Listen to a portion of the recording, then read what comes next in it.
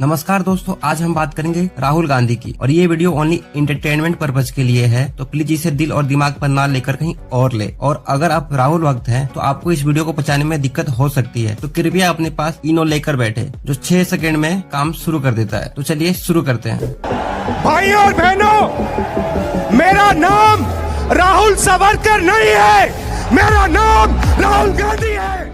ठीक है बाबा, ठीक है, मान लिया। इसमें इतना चिल्लाने वाली बात कौन सी है? सवाल मेरा यह है कि ये यात्रा जो है राहुल गांधी की इमेज बदलने में कितनी कामयाब रही है। चर्चा ये भी है राहुल गांधी की इमेज बची है। आप इसे एक बड़ी उपलब्धि व्यक्तिगत तौर पर देखते हैं? राहुल गांधी आपके दिमाग में मैंने मार दिया, वो है ही नहीं।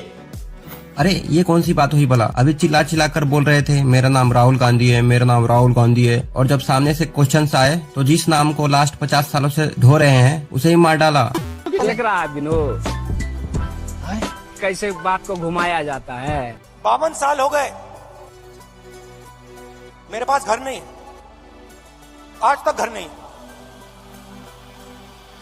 और हमारे परिवार का जो घर है वो इलाहाबाद में है, वो भी हमारा घर नहीं। अभी बदत है भाई, अभी बदत है। राहुल के पास तकरीबन 15 करोड़ से ज्यादा की संपत्ति है। माना जा रहा है कि 16 करोड़ के आसपास की है। 2019 के इस एफिडेविट के मुताबिक राहुल गांधी के पास 15 करोड़ 88 लाख रुपए से अधिक की संपत्ति। ये तो वो संपत्ति है जो राहुल गांधी ने अपने 2019 के चुनाव में खुद बताया है। असल में उनकी संपत्ति इससे भी ज्यादा हो सकती है। राहुल गांधी बोलते हैं मैं डेमोक्रेटिक पर्सन हूँ, और वे उसका प्रमाण किस तरह देते हैं आप ही देखो। I am a democratic person, I will allow him to speak. फिर क्या हुआ? तुरंत लोकसभा स्पीकर ने इनका डाउट क्लियर कर दिया। ये आप किसी को इजाजत नहीं दे सकते, ये अधिकार मेरा है, प्लीज बैठ जाइए। आप यह तो जानते ही है, हमारे देश के बहुत से खिलाड़ी, यहाँ तक कि बहुत से नेता लोग भी विदेश में जाकर अपने देश की प्रशंसा करते हैं और गौरवगान करते हैं, लेकिन राहुल गांधी क्या करते हैं आप ही देख लो। A country that is not allowed to speak, and then a prime minister's office that tells the prime minister the truth. You cannot have those two things. The prime minister has to have an attitude, I want to listen. And then from there, everything flows down. Our prime minister doesn't listen. And because our prime minister doesn't listen, no bureaucrat thinks he needs to listen. वहाँ भी जाकर इनको मोदी का रोना रोना है और अपने देश की बुराई ही करनी है। अरे राहुल जी, वो मोदी बाद में है, देश का प्रधानमंत्री पहले है। और सबसे बड़ी बात, घर की बातें दूसरों को नहीं बताते क्योंकि वो सुनते कम है और मजे ज्यादा लेते हैं। Last night, my mother came to my room. And she sat with me and she cried. Why did she cry? She cried because she understands that the power so many people seek. बताओ, इन्हें PM बनना है। पिछले रात इनके सामने इनके room में इनकी मम्मी अर्थात सोनिया गांधी रो रही थी देश की समस्या को लेकर, और वो बात इनको बताने के लिए इनको स्क्रिप्ट देखना पड़ रहा है।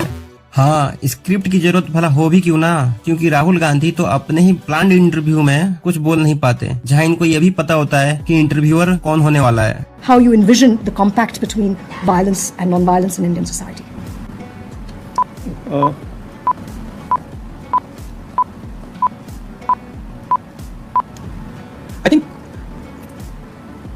I mean, the word that comes to mind is forgiveness, right?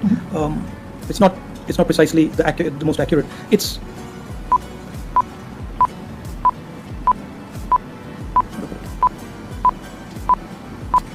Look, I've read the Gita, I've read number of the Upanishads, I've read many Hindu books.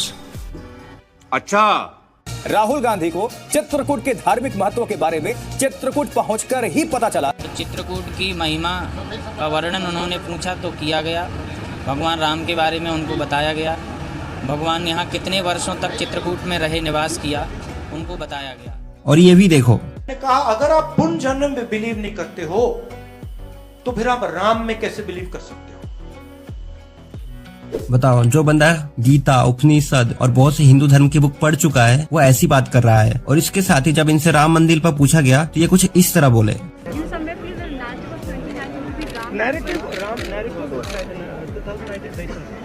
The central piece of the narrative, youngsters, is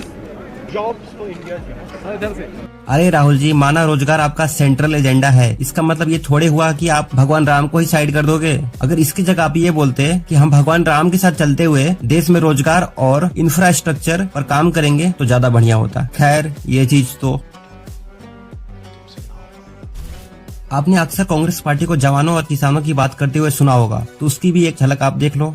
14 फरवरी को शाम 4 बजे से 4:30 बजे के करीब गुजरात के वलसाड़ में राहुल गांधी का ये कार्यक्रम हुआ।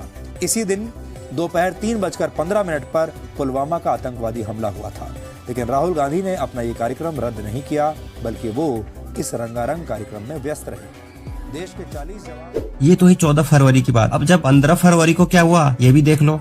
शहीद जवानों को श्रद्धांजलि दी जा रही थी और राहुल गांधी तब भी अपने मोबाइल फोन पर व्यस्त थे। तो बस यार, आज के लिए इतना ही।